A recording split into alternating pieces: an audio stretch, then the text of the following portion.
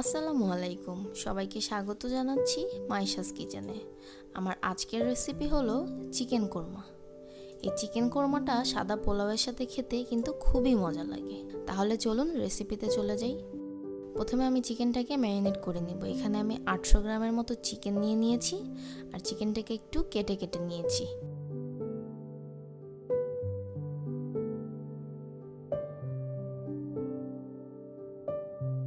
তারপর এখানে দিয়ে দিচ্ছি টক দই,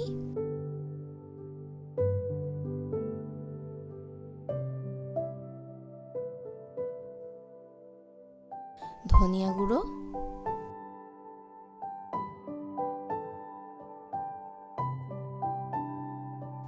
ভাজা জিরার গুঁড়ো, লবণ আর সামান্য পরিমাণে একটু চিনি।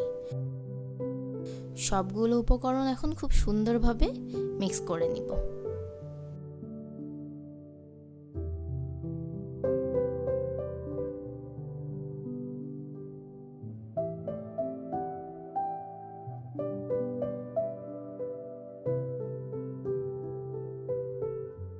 সুন্দরভাবে মিক্স করার পরে চিকেনটাকে আমি 2 ঘন্টা রেস্টে রেখে দেব। 2 ঘন্টা পরে রান্নায় চলে এলাম। এখানে একটি প্যানে আমি 1 কাপ পরিমাণ তেল নিয়েছি আর এখানে দিয়ে দিচ্ছি একটা তেজপাতা, কিছু গোটা গরম মশলা,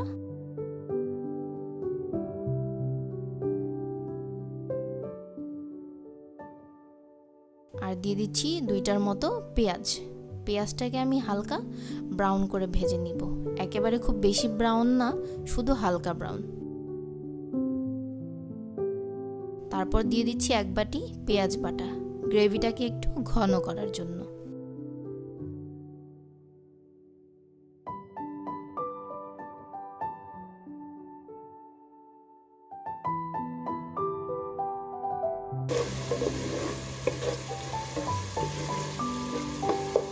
দিয়ে দিচ্ছি 2 টেবিল চামচ পরিমাণ আদা রসুন পেস্ট।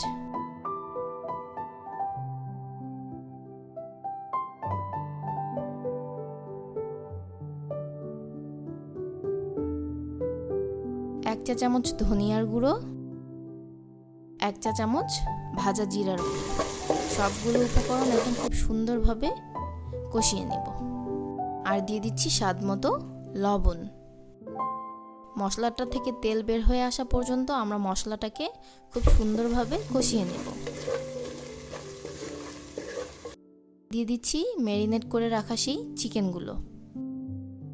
চিকেনটা দেওয়ার পর এখন খুব সুন্দরভাবে চিকেনগুলো কষিয়ে নেব একটু সময় নিয়ে।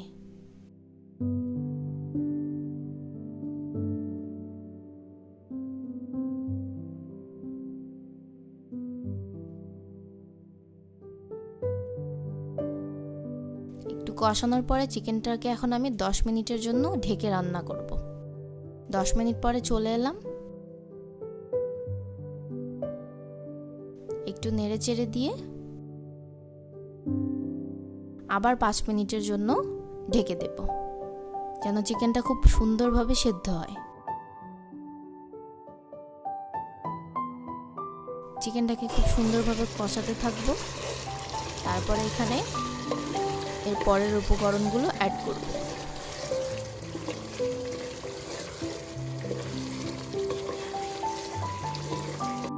কাঠবাদাম এবং কাজু বাদাম একসাথে ব্লেন্ডারে পেস্ট করে নিয়েছিলাম, সেই পেস্টটা এখানে দিয়ে দিচ্ছি।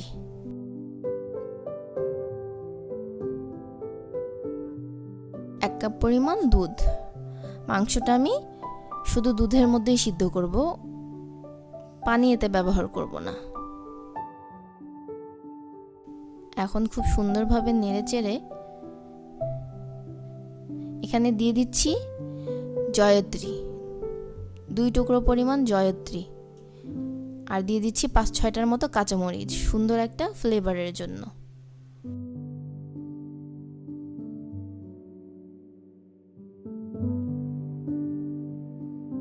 আর দিয়ে দিচ্ছি 10-12টার মতো কিশমিশ। কোরমাটা খেতে যেহেতু মিষ্টি মিষ্টি লাগে, সেজন্য এখানে আমি আরেকটু চিনি দিচ্ছি।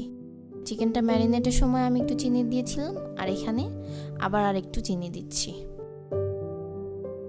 এখন এটাকে ঢেকে আরও 5 মিনিট রান্না করব। 5 মিনিট পরে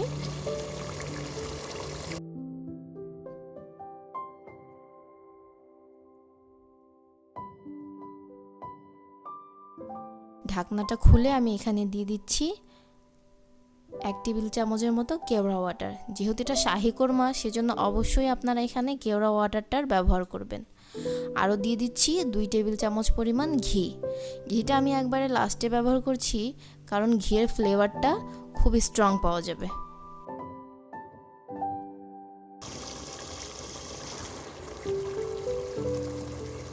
আর সবশেষে দিয়ে দিচ্ছি পেঁয়াজ বেরেস্তা। আমার কোরমা রান্নাটা প্রায় রেডি। এখন আমি এটাকে একটুখানি নেড়ে চেড়ে পরিবেশনে চলে যাব।